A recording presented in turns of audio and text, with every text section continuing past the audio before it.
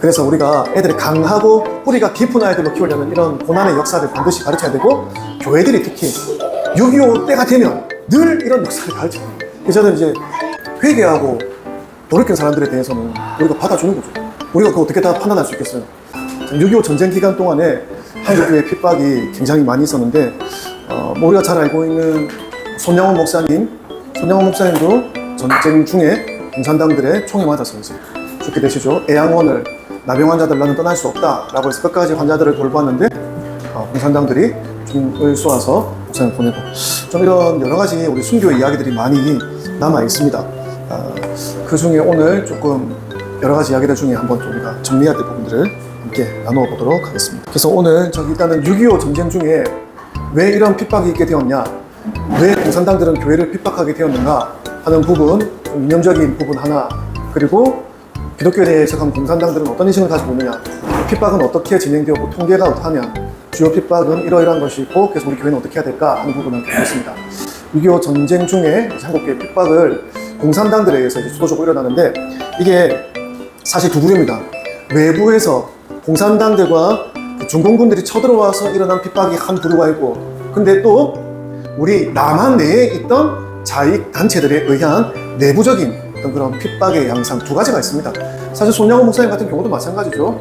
그때 안재선이라고 하는 청년이 목사님의 두 아들을 죽였는데, 여순 사건과 관련해서 그 사람들은 공산당이 아니죠. 남한 내에 있던 좌익단체들이었습니다. 그래서 우리 한국교회가 그 당시 6.25 전쟁을 기점으로 해서 일어난 핍박들을 보면은 공산당들에 의한, 공산군들에 의한 핍박이 있고, 그렇게 순교하신 분들이 있고, 남한 내에 이제 도사리고 있던 좌익 청년단체나 남노당, 빨치산 뭐 이런 단체들에 의해서 순교를 당하신 분들이 있다라는 것입니다. 그래서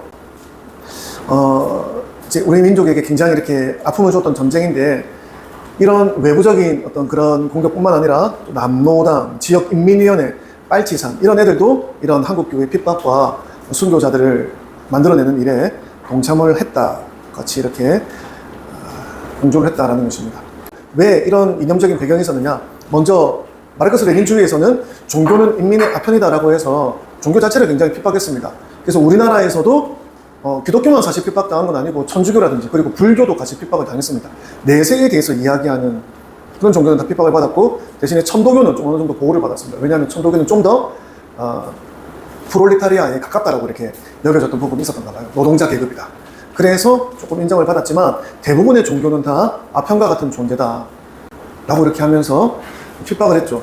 그래서 김일성도 반종교적인 입장을 가졌습니다. 종교는 미신이다 라고 이야기를 하면서 주체의 사상을 발전을 시키고 국가적으로 이제 반종교적인 사상을 굉장히 강화시켰는데, 아이러니하게도 이 김일성 개인은 굉장히 신앙화되었습니다. 누구보다 더 종교화된 인물이 김일성이죠. 그래서 전통적인 어떤 종교 개념을 국가가 이제 더 이상 숭배하지 못하도록 하고, 이제 수령교, 내가 이제 절대자다, 이제 이런 식으로 국가적인 차원에서 김일성의 주체 사상, 혁명 사상이 국가의 유일한 어떤 이념으로 자리를 잡게끔 했다라는 것이죠.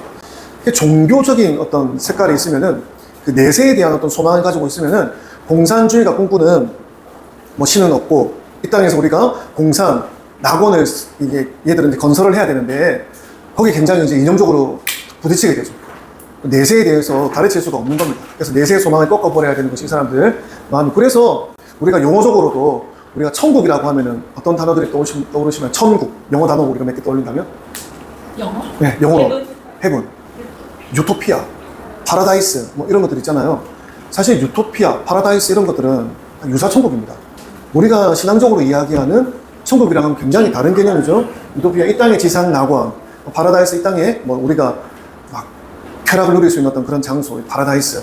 그래서 우리가 성경에서 이야기하는 헤븐, 아니면 킹덤 오브 갓, 뭐 이런 하나님 나라와는 완전히 다른 사상으로서, 용어로서 유토피아라든지 파라다이스가 있는 거죠. 유사천국입니다. 그래서 우리 교회 안에서 혹시나 뭐 이런 용어들을, 이 땅에 우리가 유토피아를 꿈꾼다 이런 사람이 있으면 굉장히 위험한 사람입니다. 네. 우리는 파라다이스를 아닙니다. 예, 전혀 아닙니다. 그리고 국가 헌법은요, 그렇지만 종교를 인정하고 있습니다. 신앙의 자유를 보장을 하고 있는데, 그러나 종교를 외세를 끌어들이거나 국가 사회 질서를 해치는 데 이용할 수 없다고 규정하면서 아예 종교를 어떤 국가의 해악이다라고 이렇게 규정을 또 하고 있거든요. 그래서 이런 광범위한 종교 탄압의 법적인 근거가 사실은 신앙의 자유가 있지만 그런 종교에 대해서 국가의 해악이다라고 하는 또 해석이 이렇게 배경이 사상적인 배경이 된다라는 것입니다. 그래서 국가가 인가하지 않은 미인가 종교 활동에 참여한 주민들은 처형을 당하고 고문을 당하고 구타, 체포 등 심각한 인권 침해를 당하게 되는 것입니다. 그래서 6.25 전쟁 이전부터 북한에서는 이미 교회 핍박이 있었다는 것입니다. 목사님들, 교회 지도자들을 아주 체계적으로 이제 제거해 나가는 활동들을 했고, 그 당시 해방 이후 북한에서의 종교 탄압을 피해서 내려오신 목사님들이 많이 있죠. 대표적인 분이 한경진 목사님이라든지 내려오셔가지고 교회를 북한에서 내려오신 분들이 세운 교회들이 꽤 있죠. 영락교회. 서울에서 세운 영락교회도 1945년에 북한의 박해를 패서 내려왔고, 그리고 부산에서 세워진 영락교회도 6.25 전쟁 중에 부산의 그 영락교회의 후신으로서 또 이렇게 세워진 교회, 대청교회라든지 서구산교회 이런 교회들이 대부분 다 그 당시 이제 세워졌던 교회들이 많습니다. 그래서 부산에 유독 올해 이제 교회 설립 75주년 이런 교회들이 많은 이유가 1950년도에 6.25 때 내려와서 이제 교회를 세운 그런 교회들이 많기 때문에 부산에 보면 딱 올해 75주년 기념 이런 게 많은 이유가 거기에 있다라는 것입니다. 자, 이런 배경적인 이념이 있고요. 그리고 또 남노당, 남조선 노동당이라고 하든지 이런 친구들, 그리고 지역인민위원회 빨치산 이런 애들이 남쪽에서 합법적으로 이렇게 활동을 하고 있었는 거예요. 애들이 지금 당시 정당이잖아요. 남노당이라는 애들이 해방 직후 남한에서 정치적 공백이 발생했고, 조선공산당은 노동조합 등 대중조직을 빠르게 막 이렇게 형성하면서 영향력을 막 확대를 했습니다. 그래서 1946년 11월 23일 조선공산당, 남조선신민당, 조선인민당 등 3당 합당으로 남조선 노동당, 남노당을 결성을 했다. 그리고 박헌영이가 이끄는 남노당은 1946년 7월 박헌영의 광복 이후 비합적 투쟁이라는 강경 노선을 이제 채택을 하게 되는 겁니다. 그래서 얘들이 무장궐기 이제 위에서 내려오면 우리는 밑에서 이렇게 뒤집어엎겠다 이런 식으로 이제 노선을 잡게 된 거죠. 그래서 남한의 공산화를 위하여 이제 우리는 피해 투쟁, 무장 봉기도 불사하겠다라고 이제 당의 방향을 정했다는 것입니다. 그러면서 이제 지역인민위원회 빨치산, 저는 빨치산이요. 옛날에 어릴 때 드라마 보면은 지리산에서 막 총 쏘고 막 저항하고 그러잖아요. 그래서 저는 빨갱이들이 산에 있다고 해서 빨치산인 줄 알았어요. 이게 프랑스어더라고요. 파르티상이라고 이렇게 비정규 조직이 정규 조직에 대항하는 게릴라 부대를 이렇게 파르티산이라고 이렇게 하더라고요. 저도 공부하면서 이거 알았습니다. 저는 다 진짜 맨날 산에서 총 쏘고 그러길래 빨갱이들이 지치뽕. 예, 예. 그래서 지역인민위원회 같은 거 보면 우리 완장 채워준다 그러잖아요. 북한에서 이제 감찰제 이런 게 있던 것처럼 지역인민위원회가 이제 해방 직후에 전국 각지에 막 조직이 됩니다. 그래서 건국준비위원회가 자익 세력에 의해 장악이 되면서 형성이 되었다. 지금도 그 이전 요즘 맞죠? 네. 이렇게 지역에서 지금 우리 요 봉사활동 하려고 하는 이게 사실은 모티브가 이거거든요. 그거 경계해야 된다고 계속 이야기하지 않습니까? 지역위원회 이런 것들이 사실은 이거를 모티브로 해서 지금 활동을 하는 것이다. 이것도 조직되면은 풀뿌리에서부터 공산화된 세력들이 일어나기 때문에 국가적으로 아무리 이제 방향성을 잡아도 어떻게 할 수 없는 그런 지경에 이를 수 있다라고 이정 교수님 그때 강의하셨던 기억이 나는데, 그 당시에도 이 지역인민위원회가 돌아다니면서 엄청난 완장질을 했다는 것입니다. 그래서 수개월 동안 사실상의 소규모 정부 역할을 수행하면서 재산도 몰수하고 지역 치안대 조직하면서 막 돌아다니면서 가가지고 미지 앞잡이지 하면서 막 이렇게 사람들을 막 이렇게 핍박을 했다는 거예요. 빨치산도 역시 북한인민군 잔당이나 지역 자익 민병대로 구성을 해가지고 남한 내에서 6.25 전쟁 전부터 이런 게릴라 활동들을 한 거예요. 여순반란이라든지 제주도 다 이런 빨치산 활동과 관련이 있는 거죠. 그래서 전쟁 중에도 사실 얘들이 마지막까지 남아가지고 우리가 1960년대까지 빨치산 투벌을 한다고 막 우리 정부가 그랬던 걸 제가 옛날에 드라마 많이 했지 않습니까? 그때 보면은 해방 이후에 빨치산들이 남아가지고 막 저항을 하는데, 그거를 조금 드라마에서는 굉장히 얘네들을 좀 뭔가 좀 미화시켜가지고 그렇게 방영을 했었던 것 같아요. 좀 마지막까지 핍박당한 애들처럼 그렇게 묘사를 했던 것 같은데, 지금 생각해보면 얘들은 정말 대한민국 정부에 있어서 위험한 테러 분자들이었다라고 생각할 수 있겠죠. 그래서 어쨌든 얘네들은 유엔군의 진격으로 주력 북한군이 북으로 올라간 이후에 진짜 얘들은 산악이나 외딴 지역에서 활동하면서 주로 한 일이 뭐냐, 기독교인들을 학살하거나 교회, 미션 스쿨들 방화, 아니면 주요 인사들 표적 살해 같은 것들을 이렇게 자행했었다라는 것입니다. 자, 이런 어떤 핍박의 이념적인 배경들이 저기 저기 위에서부터 고려 공산당이라고 하는 저기 러시아에서부터 소련 치하에서부터 그 공산혁명의 어떤 사상을 받은 애들이 내려와서 박헌영이라든지 뭐 이런 애들, 김일성 이런 애들이 결국에는 다 이게 북한 정권과 이렇게 합작하게 되는 그런 가계도를 볼 수가 있습니다. 자, 그리고 기독교에 대하여 그러면 공산주의에서는 어떻게 인식을 하는가? 당연히 인민의 한편이라고 생각하겠죠. 기독교, 저 예수쟁이들은 다 없어져야 될 애들이다 라고 생각하는 겁니다. 우리 공산 이념에서 저 기독교인들은 다 없애버려야 될 국가의 암적인 존재로 이렇게 생각을 한다는 것입니다. 그래서 이제 북한에서도 기독교인들의 굉장히 전쟁 전부터, 6.25 전쟁 전부터 막 이렇게 낙인을 찍고 일관되게 막 이렇게 괴롭히거든요. 그래서 교회 재산 사용을 둘러싸서 분쟁이 많이 일어났다고 합니다. 교회가 교회당으로서 역할을 해야 되는데 공산당들이 자꾸 그 재산을 뺏어가려고 하는 거죠. 그래서 거기서 이제 선전활동하고 집회하고 막 그러려고 하니까 기독교인들이 저항을 했다는 것입니다. 신자들은 교회는 오직 예배를 위한 신성한 공간이다 라고 하면서 저항을 하다가 많은 기독교인들이 공산당 치하에서 북한에서 이미 순교자들이 많이 일어나고 있던 상황이었다는 거죠. 그리고 기독교 하면은 이제 친미 세력으로 딱 낙인을 찍습니다. 보면 이제 우리도 이명박 정부 때 광우병 가지고 얼마나 손동을 많이 당했습니까? 저도 그때 손동을 많이 당해가지고 그때 제가 조직에서 되었거든요. 애들한테 소고기 먹지 마라 그러고 막. 예. 목사님 아니죠? 예, 저 아닙니다. 예. 아닙니다. 예. 그래요. 저 아닙니다. 예, 예. 이거 보면은 엄마 아빠 광우병 소고기는 먹지 마세요 이러면서 여기 보면 수입 반대를 해가지고 막 하는 그런 친구들이 있습니다. 그래서 뭐 서구 선교사님들과의 어떤 연관성 때문에 기독교인들은 다 친미 세력이다. 미군의 앞잡이들이 선교사들이고 그 선교사의 영향을 받은 존재들이 기독교인들이다.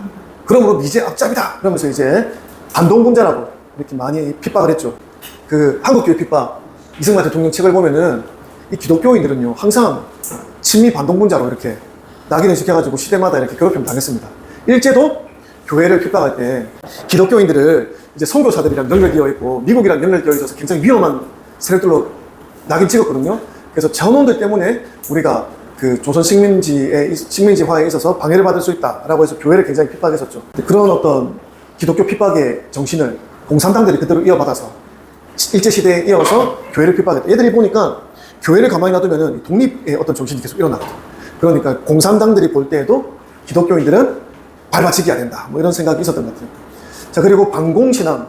기독교인들은 다 반공신앙을 가지고 있다고 생각했던 거죠. 왜냐하면 이승만 대통령으로부터 시작된 기독교 입국론의 정신, 이 자유민주주의와 기독교는 아주 밀접한 연관이 있고 쟤들은 100% 공산주의를 반대하는 애들이다. 우리에게 있어서 너무 위협적인 인물이다 라는 것이 1920년대 공산주의 출현과 함께 공산주의를 근본적으로 비성경적이다, 비도덕적이다 라고 이제 교회들은 이야기를 했으니까요. 명백한 반공주의 입장을 교회들은 가지고 있었습니다. 지금도 사실은 공산주의는요, 그 이념을 뜯어보면 굉장히 반기독교적이고 적그리스도의 어떤 영적인 사상들을 많이 가지고 있습니다. 교회는 당연히 반공을 해야 되는 게 정상입니다. 정상이에요. 이게 뭐 정치적 중립 뭐 이런 얘기 하는데 성경을 아무리 제가 찾아 읽어봐도 하나님이 정치적으로 중립이시다 이런 얘기는 전혀 없지 않습니까? 어디도 찾을 수가 없어요. 하나님은 항상 공의의 편에 항상 의로운 자들과 함께 하시고 하나님의 오른손입니다. 오른손. 네. 왼손이 아니고 하나님의 오른손이 그 의로운 자들을 지키신다라고 항상 이야기하고 있죠. 그래서 이 반공신앙은 우리 교회 안에 너무 기본이 되는 것이다. 그러니 공산당들이 싫어하는 것이다. 내가 거꾸로 이야기하면 교회 안에서 반공을 이야기하지 않는다. 그럼 되게 공산주의적인 어떤 생각이라는 거죠. 우리가 이거를 잘 생각해야지 이걸 정치적인 것으로 이야기하면 안 됩니다. 사실 공산주의는요, 영적인 것으로 생각하고 이게 영적인 전쟁, 미션 스쿨 하나라도 더 파괴하고 악질적으로 더 이렇게 가면서 이제 그 뱀을 밟으면 마지막에 막 죽기 직전에 막 꿈틀거리잖아요. 그것처럼 얘네들이 그렇게 마지막에 퇴각하면서 그렇게 기독교인들을 많이 이렇게 집중적으로 이렇게 죽였다고 이야기합니다. 진실화해위원회에서 지금 조사한 것이 기독교인이 1,700명? 아니요, 종교인들. 아, 종교인들. 기독교가 아니라? 네, 종교인. 아, 종교인들.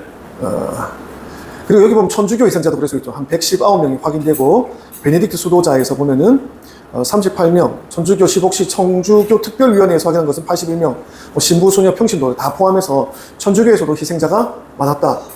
탄압의 형태를 보면은 집단 학살이 많습니다. 대부분 그냥 어디 가둬놓고 집단적으로 그냥 뭐 불을 지른다든지 한 번에 파묻는다든지 이런 식으로 많이 죽였고, 또 개별처형, 총살, 교수형, 죽창으로 찔러 죽이기 이런 것도 너무 많았다고 해요. 고문도로 말할 수 없이 많이 하고 어디 가둬놓거나 아니면은 북한으로 납치한 경우도 굉장히 많이 있었다라고 합니다. 우리 개신교에는 총 1026명이 확인되는데 집단으로 희생된 경우가 훨씬 더 많습니다. 579명, 개인은 277명, 납북된 사람 177명, 전북 지역의 희생자의 52%가 일반 교인이다. 전라북도 지역에. 희생됐던, 전쟁 때 희생됐던 사람의 52%는 다 일반 교인들이다. 그러니까 기독교인들을 집중적으로 이 공산당들이 죽였다는 거죠. 그 주요 희생자들 보면은 제일 많은 경우가 성직자, 목사, 신부, 전도사 등이 제일 많고 또 교회 지도자, 장로, 집사, 권사 등 임직한 신부. 우리 다 지금 대상자입니다. 지금 살아남을 사람들은 지금 성민이라고 자매님 아직 직분 없죠. 네. 우리 겨울이 여름이 정도만 지금 살아남을까? 하지만 그렇지 않습니다. 어린아이들도 막론에서 많이 죽였다고 해요. 애들이 죽을 때 어린아이들도 함께 파묻어서 죽이기도 하고 목에 돌을 무거운 걸 매달아가지고 바다에 던져서 수장시키기도 하고 어린아이들도 그렇게 많이 죽었다고 하죠. 그리고 저명한 사람들, 이런 사람들, 또 여성과 아동도 다수 희생되었다. 여성도 희생되었고, 야, 여기서 빠진 사람 우리 성민이 정도밖에 없는데, 남자 청년, 근데 너는 이미 전쟁에 끌려갔어. 그래서 모든 사람이 우리 여기 이 희생에서 빠질 수가 없다라는 것입니다.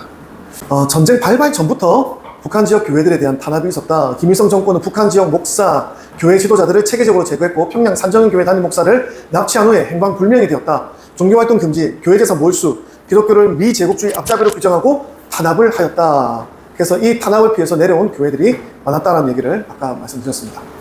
그리고 또 이 인천 상륙 작전 후에 후퇴하는 북한 인민군들이 교회 사역자와 지도자들을 막 처형했고 평양 신학교, 이성희 목사님, 평양 남문교회, 이학봉 목사, 조만식 장로 등 저명한 기독교 지도자를 처형하고 정권에 협력했던 김일동 목사조차 처형했다.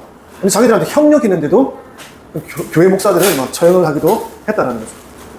자, 원산 지역에서는 또 대규모 학살이 있었습니다. 1950년 10월 10일 원산에서 약 500명의 기독교인이 집단으로 처형당했습니다. 아까 그 전북의 52%가 기독교인이라고 할 때 여기 이런 교회들이 다 이렇게 집단 처형을 당해서 지금 인천 상륙 작전 이후의 상황이죠. 10월 10일이니까 9월 27일 예, 네네. 이렇게 물러가면서 많이 죽였다는 거죠. 산채로 매장된 희생자들도 굉장히 많고요. 극우 세력의 빨갱이 색출에 대한 보복 성격, 친미 세력 낙인 찍어 전쟁의 패배에 책임을 전가하기 위해서 도망치면서 마지막까지 그렇게 발악을 했다라는 것입니다.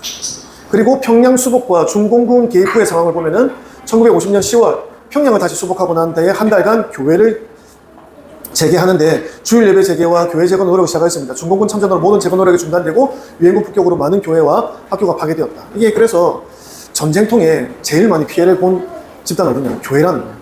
빨갱이들이 교회를 중심으로 뭔가를 또 이렇게 선동하고 작전 지휘본부 세우고 막 그러니까요.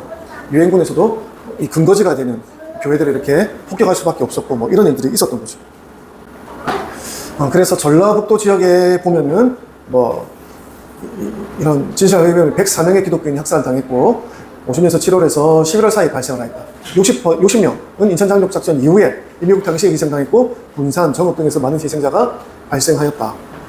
군산 지역 교회 보면은 좌우가 되게 심했던 지역이고 여기 원당교와 혜성교회 21명 교인 방공호에서 살해를 당했고 직영교회 9명, 교회 건물 다수와 방화 사례가 다수 있었고 완주 지역 마제교회, 단지동 교회 등 5개 교회는 14명의 신자가 살해당하였고 민위원회에 교회 건물 선전 목종 사용 요구가 있었기 때문에 갈등이 있었다. 마제교회 김성력 권사님은 이에 정하다가 살해당했고 제내교회 장로들과 신자들 9월 27일 체포 후에 총살을 당하였다. 정읍 김제도 마찬가지죠.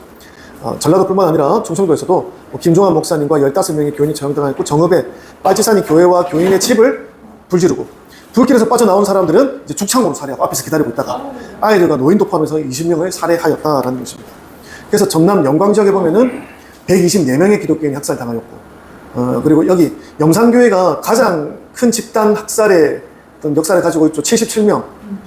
이 77명도 한 번에 죽은 게 아니라 석 달에 걸쳐서. 석 달? 네. 석 달에 걸쳐서. 그래서 더 공포심이 무서웠대. 계속 이렇게 한 가정 처형하고. 불러가지고 죽이고. 한 명 처형하고 또 처형 이렇게 물러갔다 왔다 이러면서 여러 자익단체들 공산당들이 이 교회를 계속해서 이렇게 왔다 갔다 하면서 그렇게 죽였다는 거예요. 그러니까 석 달이니까 사실은 피난하려면 피난할 수도 있는 시간인데 이 교인들이 한 명도 그렇게 떠나질 않고 어린아이부터 우리는 죽으면 천국에 간다. 그런 신앙을 가지고 이 교회가 이제 목에 돌 두르고 이제 바다에 던져서 수장을 당한 교회인데 목사님과 가족 7명이 교회를 지키시다가 순교하셨고 어린아이들도 다 그 신앙을 고백하면서 마지막까지 찬송 부르다가 이 순교하신 교회로 굉장히 유명합니다. 근데 이제 김방호 목사님의 둘째 아들 김익이라는 분이 전도사로 기적적으로 살아가지고 이 교회에 이제 그 다음 목회자가 되거든요. 그래서 참 놀라운 거는 전쟁이 끝나고 그 김익이라는 분이 전도사에 이제 목사님 되셨는데 피해자들을 찾아다니면서 이제 위로의 말씀을 전하고, 근데 놀랍게도 가해자들까지 찾아가서 용서의 메시지를 전했대요. 그래서 이 교회 안에 피해자와 가해자들이 모두 다 이렇게 어우러져가지고 같이 서로 용서하고 또 죄를 용서 빌고 하면서 이 교회가 이 사랑으로 하나 되는 어떤 그런 표본을 보여줬던 전쟁 이후에 그런 역사를 가지고 있는 교회가 영광 영산교회입니다. 그래서 그 얘기를 하시니까 이 신앙과 이념에 있어서 이데올로기에 강하게 세뇌된 사람은 좀 쉽지 않은 것 같아요. 좀 이렇게 회심의 어떤 그런 가능성이 참 쉽지 않은 것 같습니다. 우리가 이단에서 빠져나와서 참된 진리를 만나게 되면 이제 다시 이제 정상적인 신앙으로 들어오는 경우도 있거든요. 근데 우리가 박헌영이라든지 영훈영 이런 사람들의 이야기를 들어볼 때, 그리고 기독교인이었는데 이데올로기적으로 좌파였던 당시 많은 인사들이 있지 않습니까? 그런 사람들에게 신앙보다는 이데올로기가 먼저였다. 그럼에도 불구하고 우리 교회들은 회개하는 자에 대해서 우리가 어떻게 다 판단할 수 있겠습니까? 그 사람 진심인지 아닌지 우리가 어떻게 알겠어요? 회개하는 자에 대해서는 우리가 용서하고 받아주는 게, 그래서 우리 성경 전체에 가르치는 저는 맞다고 봅니다. 그렇게 되면 그 다음에는 또 하나님께서 하시겠죠. 회개하고 돌이킨 사람들에 대해서는 우리가 받아주는 거죠. 우리가 그거 어떻게 다 판단할 수 있겠어요? 6.25 전쟁에 그 공산주의의 아주 그 민낯을 다 보았기 때문에 그때 당시에는 그 공산주의에 대해서 또 좌파였던 사람들이 많이 돌아섰다고 알고 있습니다. 근데 그 이후에 또 공산당들이 의도적으로 좌파 세력들이 교회로 들어가서 그 교회의 운동권 출신들이 들어가서 이렇게 파급한 효과들로 인해서 또다시 이렇게 좌파가 많아졌던 걸로 알지. 저도 어릴 때 늘 뭐라고 들으면서 알았냐면, 궁금했는데 그 이희천 교수님 강의를 듣고 거기에 뭐라고 나왔었냐면, 말씀하시는 것처럼 인천 상륙작전이 성공하고 나서 빨리 그러니까 공산당들이 쫓겨가면서 다 죽이고 가잖아요. 근데 북한에서 내려온 공산당도 있지만 우리나라에서 협조를 한 남한내 좌익 세력 있잖아요. 자기들이 북한으로 올라갈 수가 없으니까, 그렇다고 남아있으면 자기들이 공산당 앞잡이로 했던 행적을 알고 그게 또 이제 군정이나 재판을 받을 거라고 생각해서 공산당은 가고, 그러니까 북한에서 내려온, 그렇죠. 그런 살육을 저질렀다. 네, 북한에서 내려온 공산당은 올라가고 남한에서 내려온 공산당을 맞이해서 반동분자들 색출해가지고 앞장서서 이렇게 처단했었던 걔네들은 안 올라가고 남아서 자기들의 행적을 알고 있는 시민들을 90%에서 다 지금 보면 연도를 보면 50년도 9월 이후거든요. 그 다음 해 1월이란 말이에요. 그러면 그만큼 미군이 인천 상륙작전 이후에 지역적으로 남아있던 인민위원들이 지금 우리 표 권사님이 말씀한 대로 이제 자기들의 신분을 이렇게 밝히고 이렇게 하는 사람들을 다 죽였다는 거네요. 그래서 피박하면서 다 죽였다는 거가 자기들이 그래서 죽인 거지. 그러면 어마어마하게 죽었을 것 같은데? 어마어마하게 죽였어. 그러니까 이거는 진실화해위원회에서만 밝힌 거지, 호남 지역의 기독교가 40%예요. 그러니까 이 나라를 살려야 할 사람들이 오히려 호남 지역 사람들인데 호남 지역을 위해서 기도를 많이 해야 될 것 같아. 지금 용서에 대해서 이야기가 여기까지 왔는데, 근데 이승만 대통령도 전쟁 중에 방공포로도 다 석방했거든요. 걔네들 공산당들이라고 해서 다 잡아두면 다 죽을 애들이고, 북한에 보내도 다 죽을 애들인데, 걔들 뭘 믿고 그 많은 북한 인민군들을 풀어줬을까? 기독교에서는 회개하는 사람들에 대해서는 기회를 주는 겁니다.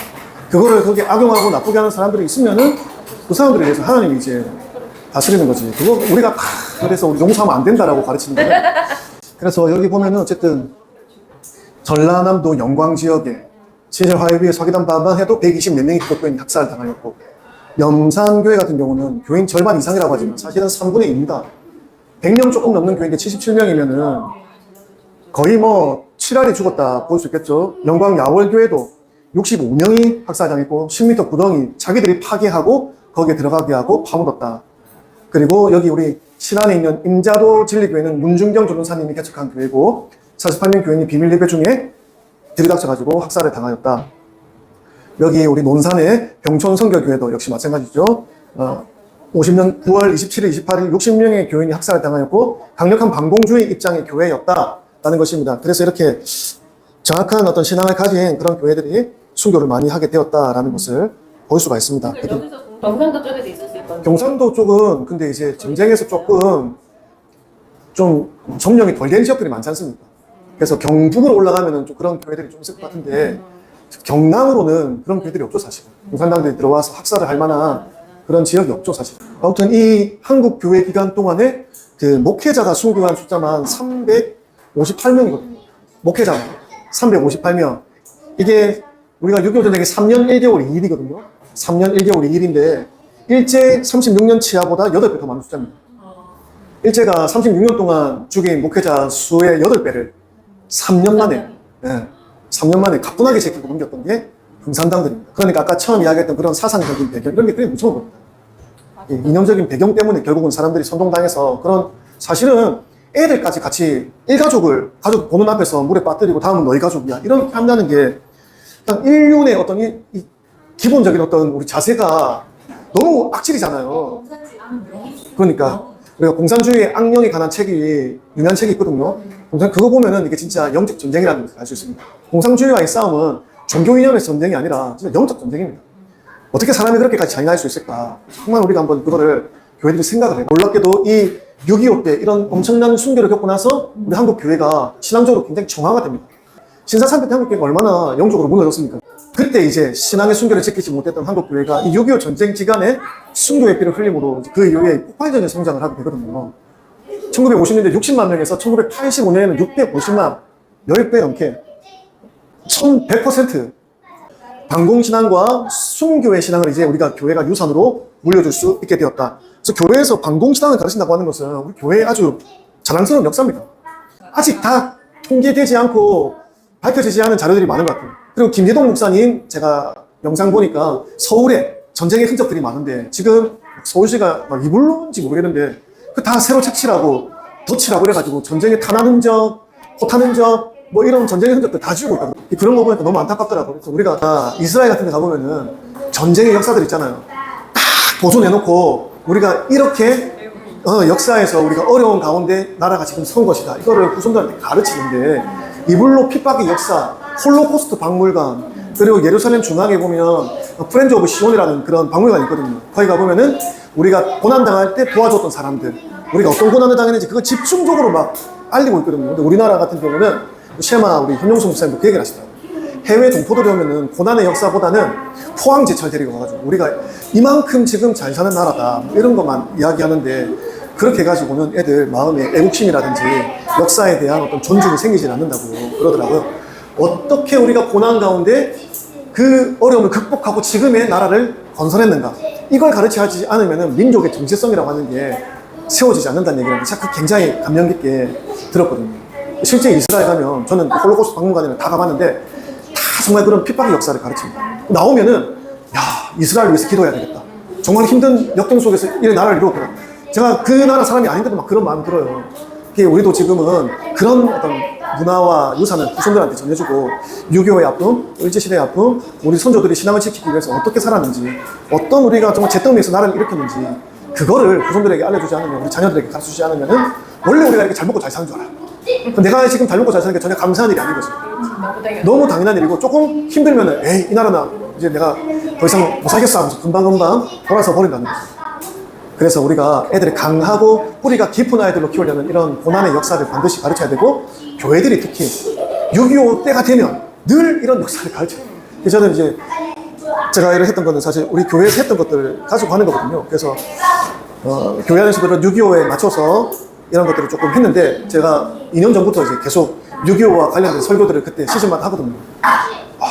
알려지지 않은 진짜 이게 너무 감동적인 이야기들이 많이 있더라고요. 하나님의 역사다라고 이야기할 수밖에 없는 그런 얘기들이 너무 많더라고요. 흥남철수도 그렇고 그 도포리의 별이라는 곳이 그런 아시죠? 야, 그런 이야기들도 너무 저는 참 하나님께서 한국 전쟁 가운데서도 우리를 지키셨다.